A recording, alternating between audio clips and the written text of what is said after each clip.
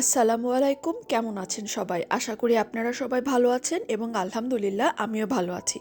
তো অনেক দিন পর আবার চলে আসলাম ছোট্ট আরেকটা ভিডিও নিয়ে। এখানে আম্মু আপুর জন্য ঈদের 2 দিন পরে তালের বড়া বানাচ্ছিল। আসলে এবার ও বাসায় আসার পরে একবারও তালের বড়া বানানো হয়নি, ও একবারও খায়নি। যার কারণে আম্মু ওর জন্য ওই দিনকার তালের বড়া বানাচ্ছিল। আম্মু প্রথমে ভাজা শুরু করে দিয়েছিল, তারপরে আমিই ভাজছিলাম। আমার অ্যাকচুয়ালি এগুলো ভাজতে ভালোই লাগে।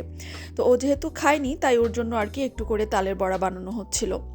একটু করে না, অ্যাকচুয়ালি মাশাল্লাহ অনেকগুলোই বানিয়েছিলাম এবং আমরা 2 বোন মিলে পরের দিনই শেষ করে দিয়েছি। আর এটা হচ্ছে তার পরের দিন সবাই মিলে লালবাগ কেল্লায় ঘুরতে গিয়েছিলাম। যদিও আমার যাওয়ার একদমই ইচ্ছে ছিল না, কারণ এই প্রচণ্ড রোদের মধ্যে দেখা যায় প্রচণ্ড মাথা ব্যথা হয়ে যায়। আর লালবাগ কেল্লায় তো অনেকবার গিয়েছি, কোনা কোনা ঘুরে বেরিয়েছি।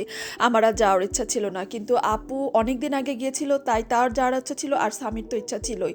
যার কারণে আমি আর আম্মু একদম এক জায়গায় বসেছিলাম আর তারা দুজন ঘুরে বেরিয়েছে। প্রায় 1-1.5 ঘন্টা তারা ঘুরেছে, ছবি তুলেছে, ভিডিও করেছে অনেক, মানে আর আমি আর আম্মু স্টিল এক জায়গায় বসেছিলাম। শুধু আসার সময় মনে হয় শুধু একটা ছবি তুললাম, আর কিচ্ছু করিনি। দুজন মিলে শুধু এক জায়গায় বসেছিলাম। আমার মনে হয় বসে বসেই টায়ার্ড লেগে যাচ্ছে, মানে টায়ার্ড হয়ে যাচ্ছিলাম, কিন্তু তারা দুজন মাশাল্লাহ ঘুরেও এত টায়ার্ড হচ্ছিল না। আর তারপরে সবাই মিলে স্টারে একটু খেতে গিয়েছিলাম। এখানে অনেক দিন পর স্টারের ফালুদাটা খেলাম।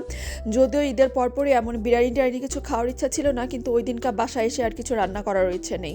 আর এই যে দেখেন এই ফলটা আম্মু কিনেছে, এটাকে মাখনা বলে। আমি আগে কখনো দেখিনি, কখনো খাইনি।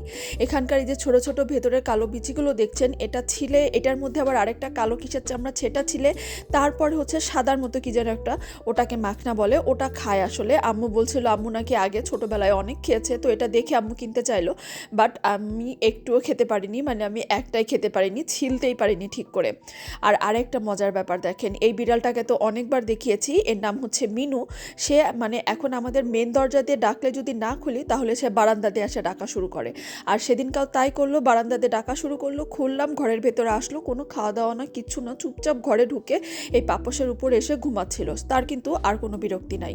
আর এটা রোজা রাখা শুরু করলাম। রোজার পরে ঈদের পরে অনেকদিন চলে গেল, তো এখন আবার যে রোজাগুলো বাঁচছিল প্লাস শাওয়াল মাসের রোজা, সেগুলো রাখা শুরু করলাম আলহামদুলিল্লাহ। তো এটা ছিল আমার সেহরি, রুই মাছের তরকারি ছিল, আর এখানে আম্মু ডিমের কোরমা রান্না করেছিল, সেই ডিমের কোরমা। আর এটা পরের দিনের ইফতার। যেহেতু একা একা ইফতার করছিলাম আর তেমন কিছুই করিনি। হ্যাঁ, এখানে একটু পাস্তা রান্না করেছিলাম, পাস্তা সবার জন্য রান্না করেছি যে আমার ইফতার হয়ে যাবে আর আম্মুদের নাস্তা হয়ে যাবে। আর এখানে লেবুর শরবত, এই লেবু কিন্তু 200 টাকা ভরি লেবু না, ওই যে দেখিয়েছিলাম 3টা লেবু কিনেছি, তার মধ্যে কিন্তু একটা লেবু এখনও ছিল। তো সেই লেবু দিয়ে শরবত খেলাম। আর রোজার পরপর ট্যাংও ছিল, তো মনে করলাম ট্যাংয়ের শরবতও খাই, লেবুর শরবতও খাই। আসলে আমাদের বরাবরই রোজা রাখলে একটু শরবতের পরিমাণটা বেশি খাওয়া হয়, কারণ পানিটা আমরা একটু বেশি খাই।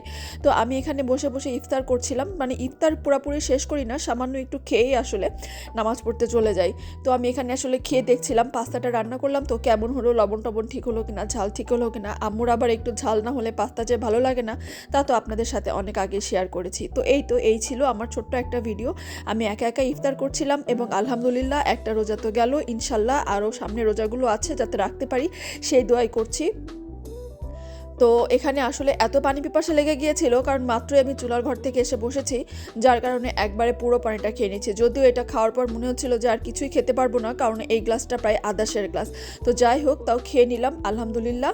এখন নামাজ পড়তে চলে যাব, তো নামাজ পরে এসে আরাম করে আবার খাবো। এটাই আমার আম্মুর সবারই ইফতারের পরের রুটিন। কে কেমন করে খায়, অনেকে আছে দেখা যায় যে নামাজ পড়ে এসে খায়, অথবা একদম খাওয়া দাওয়া শেষ করে নামাজ পড়ে আর কি।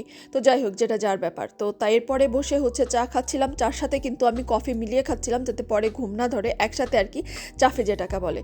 তো এই ছিল আমার আজকের ছোট্ট একটা ভিডিও। আজকের মতো এখানেই বিদায় নিচ্ছি। যারা এখনও চ্যানেলটি সাবস্ক্রাইব করেনি, প্লিজ আজকে আমার চ্যানেলটি সাবস্ক্রাইব করে আমার সাথেই থাকবেন। আমার পরিবারের জন্য দোয়া করবেন, নিজের পরিবারের খেয়াল রাখবেন। আর ভিডিওটি ভালো লাগলে একটা লাইক দিতে কিন্তু অবশ্যই ভুলবেন না। শীঘ্রই আপনাদের সাথে আবার নতুন একটি ভিডিও নিয়ে হাজির হব। আল্লাহ হাফিজ।